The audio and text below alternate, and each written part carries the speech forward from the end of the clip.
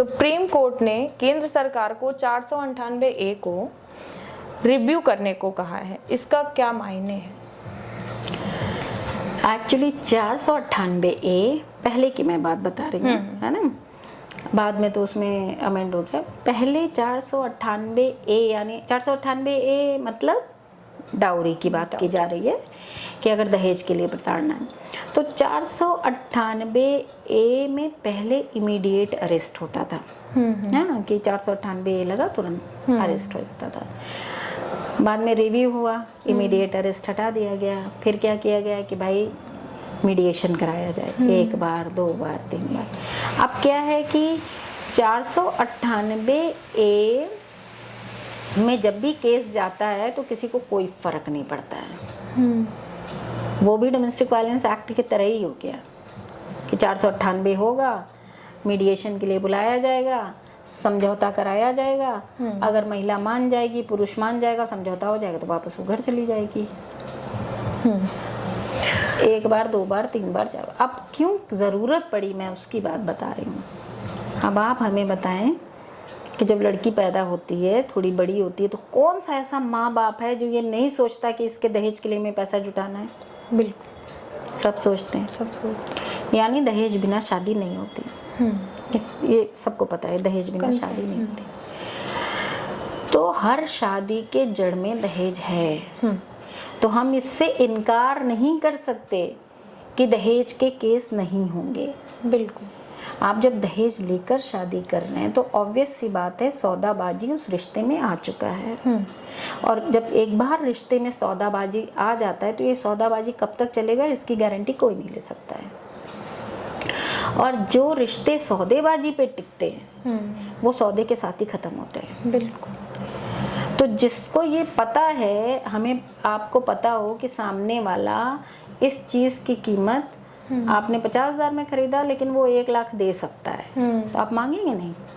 बिल्कुल, है ना। तो यही सारी चीज़ें हो रही हैं कि लड़कों को पता है कि लड़की वाले कितना दे सकते हैं, कितना उनसे मांगा जा सकता है, और वो छोटी छोटी चीज़ों के लिए लड़की पे दबाव बनाते हैं, अपने घर से ले आओ। लड़की अपने माँ बाप की इज्जत में मतलब कभी मना नहीं कर पाती है, कभी सोचती है कि नहीं माँ बाप को ना पता चले। अब ये एक केस मैं बता रही हूँ कि 2021 में शादी हुई, विधवा माँ है जी। विधवा माँ के पास एक बिस्सा ज़मीन है जिसमें वो जोती बोती जो भी करती है उससे उसका अपना खर्चा पानी चलता है। अब दामाद बेटी को इसलिए पीटता है कि वो एक बिस्सा ज़मीन तुम मेरे नाम करवा दो ताकि मैं उसको बेच करके बिजनेस करूं। और बाकायदा दहेज ले दे के शादी हुई है। ठीक, अब शादी हो गई, खत्म हो गई ना। अब तो आप अधिकारी नहीं है ना उसके मायके की संपत्ति पे, लेकिन वो इसलिए मार रहा है कि उसे मायके की जमीन चाहिए। तो ये क्या, ये दहेज नहीं है? बिल्कुल। अब ये तो कहो कि वो लड़की इतनी समझदार थी, उसने कहा भाई वो जगह तो नहीं मिलेगी, तुम हमें रखो या ना रखो। तो अभी परसों हम लोग उसको रेस्क्यू करा के लाए, 7 महीने का बच्चा और उस माँ को। लेकिन आप इस तरह से आप ये प्रावधान के बारे में बता रही हैं, लेकिन दूसरे प्रावधान में ये भी आया है कि लड़कियों का हक है कि आप मायके की संपत्ति विवाह के बाद भी ले सकती हैं। तभी तो मन बढ़ा। नहीं, देखिए आप उसको गलत समझ रहे हैं। लड़की ले सकती है, दामाद थोड़ी ले सकता है। अब दामाद ये कहे कि मार मार के लड़की को कहे कि चलो तुम संपत्ति लो, आपको नहीं लगता ये कारण एक बन रहा है? अरे मतलब इसका क्या मतलब है कि बेटियों को प्रॉपर्टी में राइट्स मिले ही ना, नहीं तो दामाद छीन लेगा। लोग तो समझते हैं कि शादी के बाद मेरा हक है।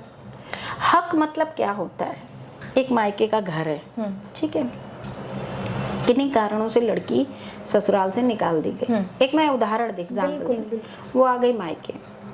अब मायके में सबको प्रॉब्लम होने लगती है, भाई ये निकाल दी गई तो बड़ा लंबा रहना होगा इसको, तो उसको टॉर्चर करो ताकि उसे लगे कि भाई मायके से तो अच्छा ससुराल ही था, वो चली जाए। यहाँ पे प्रॉपर्टी राइट्स की बात आती है। आपको उसे एक कमरा देना ही होगा। एक कमरा यानी उस पूरे घर में उसका जितना हक बनता है वो आपको देना होगा, पूरे सम्मान के साथ बिल्कुल। वो रहेगी।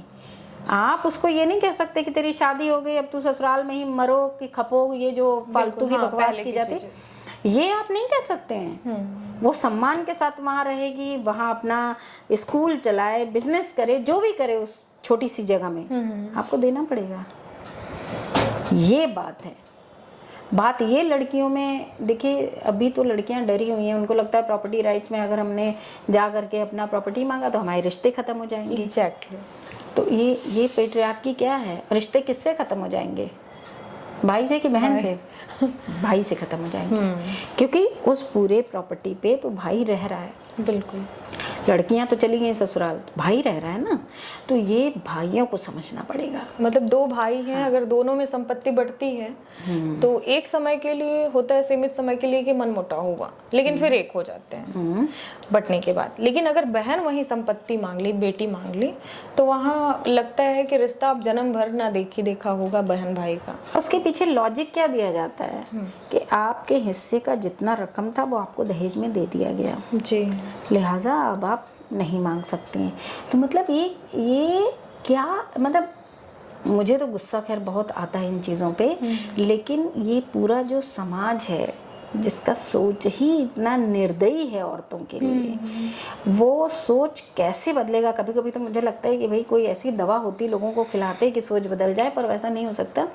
बहुत ज़्यादा काम करने की ज़रूरत है, और इसीलिए ये रिव्यू की भी ज़रूरत पड़ी। हर 90 मिनट पे एक लड़की जिंदा जलती है बिल्कुल हमारे देश में। तो मतलब शौक है क्या यहाँ पे इंडिया में लोगों को जिंदा लड़की जलाने का? नहीं, उसके जो जड़ में है दहेज। बिल्कुल। तो सुप्रीम कोर्ट क्यों नहीं रिव्यू करने को कहेगा कि आपने डोमेस्टिक वायलेंस एक्ट भी ऐसा ही बना दिया, 498A भी ऐसा ही बना दिया, तो भाई कहीं तो जस्टिस मिले, कहीं तो लोग डरें। तो अगर कोई डरेगा नहीं ना लॉ से, तो ये चीज़ें ख़त्म भी नहीं होंगी। अभी 90 मिनट में जल रही हैं, अब 1 मिनट में जलेंगी। तो इसलिए रिव्यू जरूरी